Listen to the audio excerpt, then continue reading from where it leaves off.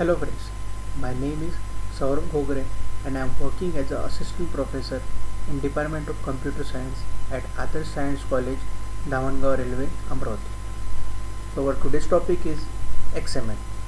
So before starting with XML, we just look out why there is need of XML and also discuss the disadvantages of HTML. HTML is stand for Hypertext Markup Language. So HTML language is also suffer from some disadvantages like syntax check. Then second one is HTML lacks structure. There will be no definite structure in HTML language. The third disadvantage is HTML is not suitable for data interchange. With the help of HTML, we cannot share or transfer our data from one place to another. HTML does not incorporate the object-oriented concept. With the help of HTML, we cannot reuse the code and it is not extensible. So these are the disadvantages of HTML. To overcome these disadvantages, we use the language XML. So let us start from the very fundamental concept of XML. XML basically stands for Extensible Markup Language. Extensible means capable of being extended, and markup language means it contains some tag, like as we used in the HTML also.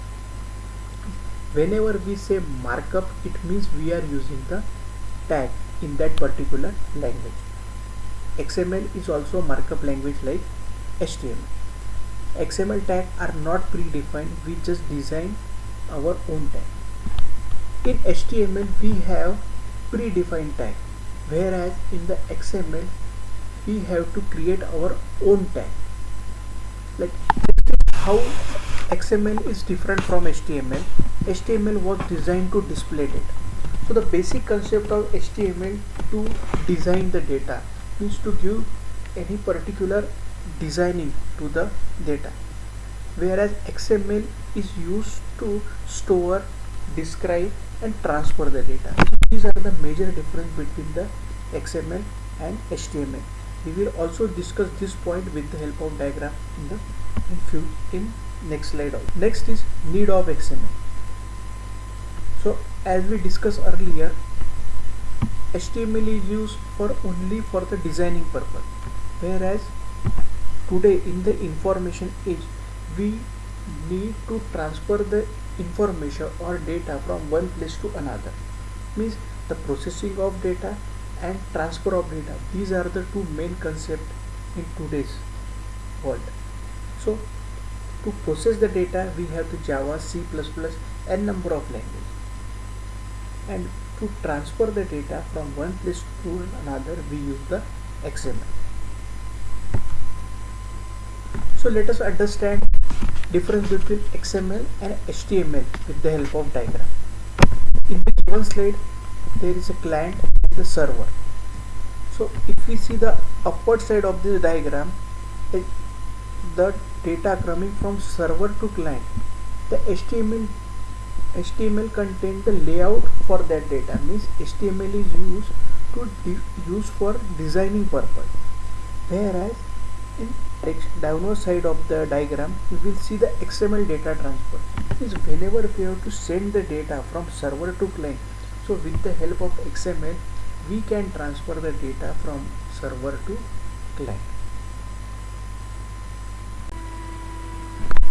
So let us discuss one real life example that we will see in our day-to-day life.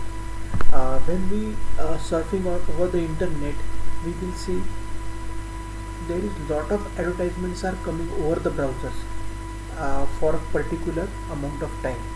So that advertisement is changing after few minutes or after few seconds. So it is possible only because of HTML. As we discussed earlier, XML contains in its own tag and it is used for data transfer. So in the given slide we have shown one example to represent the name of person and the salary. Suppose we have to represent the name of any person, so we have to create our own tag that is by the name and starting tag and the ending tag, and in between we have to pass the value. In the given example, I use starting tag name, then others as a value, and closing tag, that is name. And in second line I am representing the salary of others, that is 3000. So this is the representation of XML. While writing XML code, there are some rules of XML. So the first rule is every tag needs closing tag. Means whenever we are using the XML predefined tag, it is mandatory to close that particular tag. In the given example, there I shown the name tag, and after inserting the value, the tag is closed. Next, second point is case sensitive language. XML is a case sensitive language. It means if we change any alphabet in the statement, so the meaning will get changed. Suppose if we consider the above same example, that is name, the starting tag name and ending tag name should be same. If we change any alphabet, the meaning gets changed and we will not get appropriate result.